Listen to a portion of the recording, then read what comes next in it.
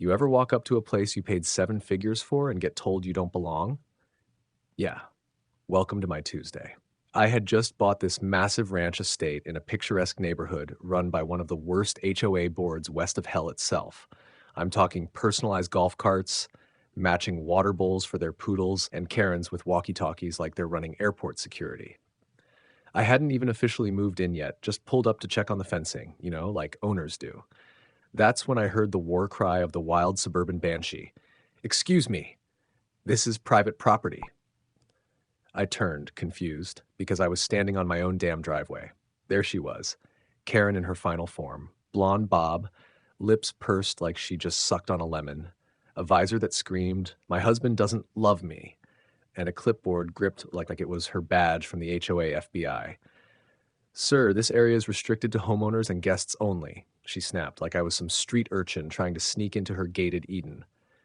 "I am the homeowner," I said calmly, holding my keys up. Big mistake. Her eyes narrowed like I'd challenged her to a turf war. She pointed that clipboard at me like it was a loaded weapon. "That's impossible. The Jeffersons own this ranch. I've lived here 15 years. I know everyone." Sweet summer child. The Jeffersons sold the place last week.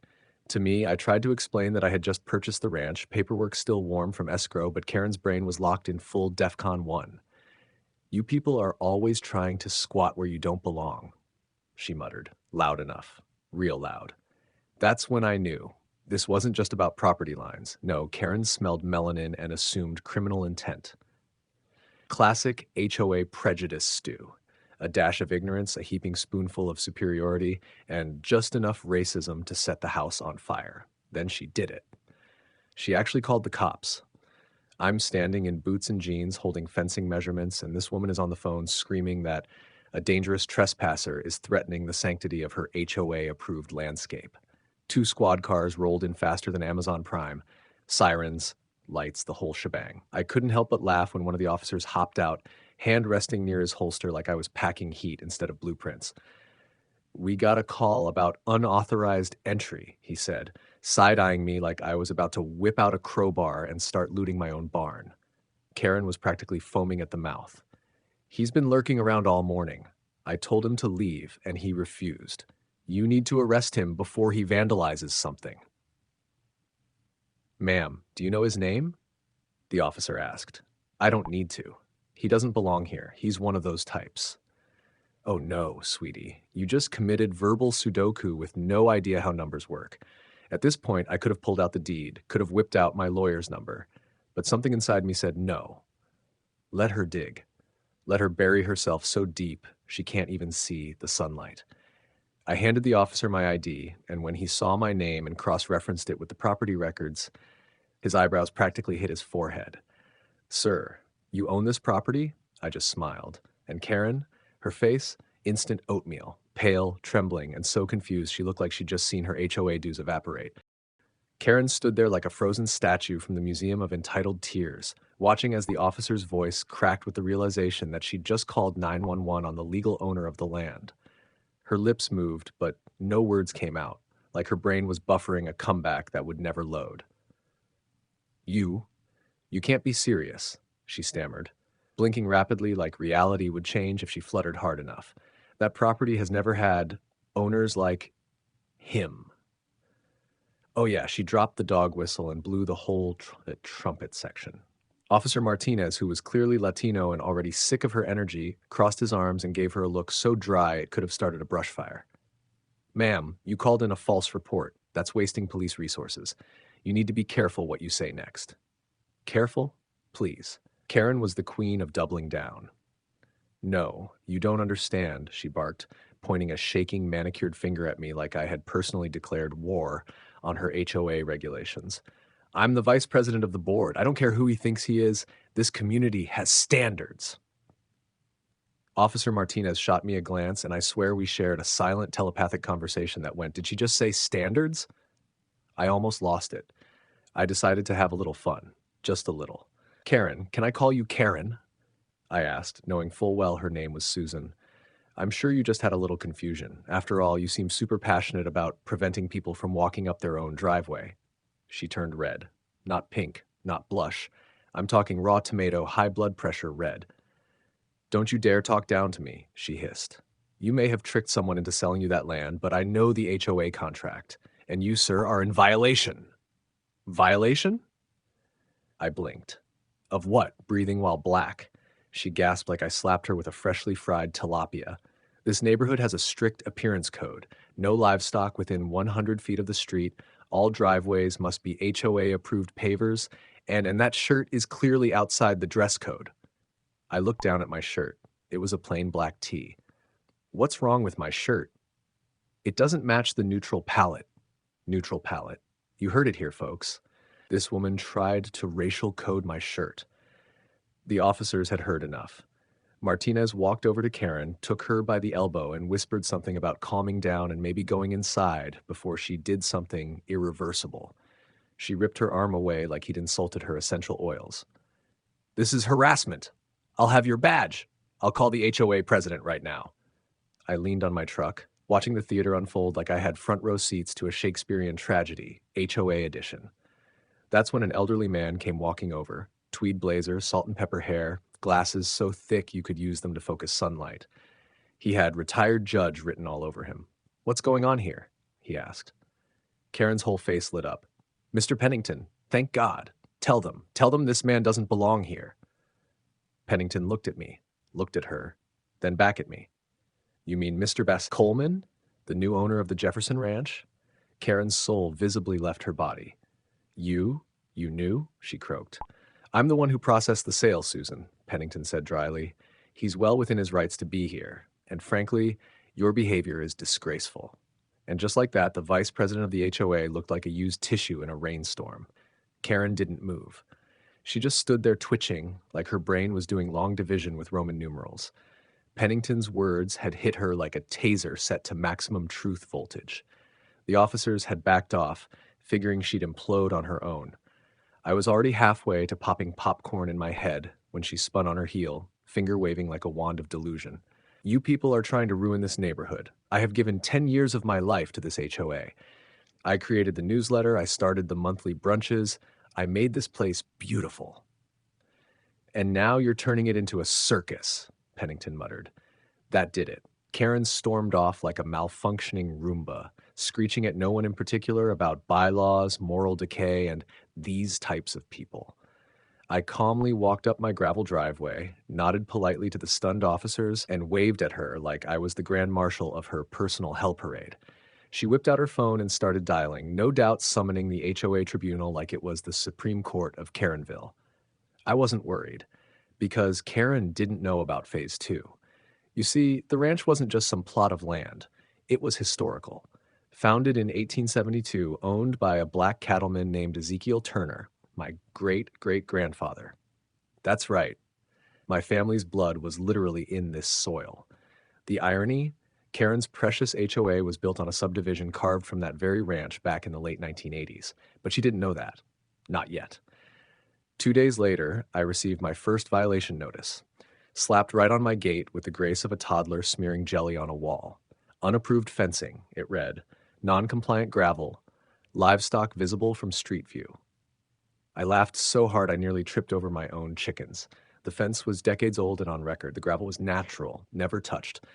And the livestock? 3 therapy goats, named Beyonce, Michelle, and Kelly. But Karen was serious. The notices kept coming. I got one for suspicious gatherings because my cousins came over for Sunday dinner. One for improper music volume because I played Marvin Gaye on my porch. She even cited me for overuse of outdoor furniture because I had 2 rocking chairs instead of 1. I was convinced she woke up every morning, sipped her organic grapefruit juice, and asked herself, how can I microaggress today? The kicker, she started recruiting her fellow Karens. There was Denise, the brittle blonde, who spoke like she was allergic to vowels. Cheryl, who wore yoga pants but had never bent her knees. And, of course, Bethany, the CFO of Passive Aggression, who once left me a note that said, "Your house smells festive." They formed a group chat called Preserve the Neighborhood, and I know because Cheryl accidentally sent one of their screenshots to me instead of Bethany. God bless technology. Meanwhile, I played it cool, kept my lawn trimmed, my trash bins neat, my chickens quieter than a Sunday sermon, but every day I was collecting data. Dates, Photos, correspondence, audio recordings of Karen yelling, "This isn't Africa," when I grilled jerk chicken. Oh, yes, I had the whole album. Even Officer Martinez started swinging by just to make sure I wasn't being harassed and to grab leftovers. Guy loved my cornbread, but the real power move came when I invited a few friends from the city, lawyers, an investigative reporter, and a certain social media influencer with 4.2 million followers. We had a nice cookout, posted some pics, and didn't tag Karen. But she saw it. Oh, she saw it. Because the next morning, I found her standing in front of my gate like a Walmart greeter from hell. "This is war," she whispered, and I just smiled. "No, Karen, this is just the warm-up." Karen came out swinging like she thought she was in the final round of a HOA boxing match. That same day, she filed a formal complaint to the county zoning board, accusing me of operating a commercial agricultural enterprise on residential land. Girl, it's a ranch. It's always been a ranch. The land was grandfathered in, but Karen didn't know that because reading documents wasn't her strong suit, unless it was gossip printed in Comic Sans on her HOA bulletins. The county sent someone to inspect. He showed up with a clipboard and the look of a man who had seen too many HOA complaints and not enough vacation time. His name was Malcolm, and 5 minutes into the inspection, he stopped, looked at the rolling acres, the clean fencing, and the grazing goats, then deadpanned, "Is this a joke?" I handed him sweet tea and a copy of the land deed, complete with my name and title, owner. Karen had followed him onto the property like an overzealous mall cop, spouting terms like civic disorder and property value endangerment. Malcolm turned to her and said, "Ma'am, unless you're the ranch's scarecrow, I suggest you return to your side of the fence." She screeched like someone told her target was closed. He wrote her up for trespassing and filed it right there. The look on her face, you could have buttered toast with the heat coming off her cheeks. But she didn't stop. Next came the letters to my employer. Oh, yes, Karen tried to dig deep. Too bad I own my business, a tech consulting firm, and my HR department consists of me, my dog, and a cactus I named Resilience. She sent an anonymous tip to the Better Business Bureau claiming I hosted unauthorized militia meetings, all because she saw my family wearing camo for a themed birthday party. It was for my nephew. He turned 9. The militia? We were singing karaoke and eating cake shaped like a tank. Still, Karen's claws were out. She started recruiting more HOA board members, promising them promotions in her little regime. She even held a secret meeting at her house, which I know about because her husband Dan, who's tired of her madness and secretly rooting for me, slipped me the invite. I printed it, framed it, and hung it next to my great-great-grandfather's portrait in the hallway. Karen upped her surveillance, installed cameras pointed at my property, flew a drone over my barn, even hired a neighborhood watchdog who paced back and forth with binoculars and an ankle monitor. I called him Inspector Scooby. But here's the thing about Karen. She was so focused on her war, she didn't notice the ground shifting beneath her. Remember those photos? The ones of her yelling racist slurs and holding up signs that said, "Keep ranches rural," aka white. I'd been passing them along to my friend Marcus, the social media influencer. Marcus crafted a whole narrative online documenting my ranch versus HOA Karen saga.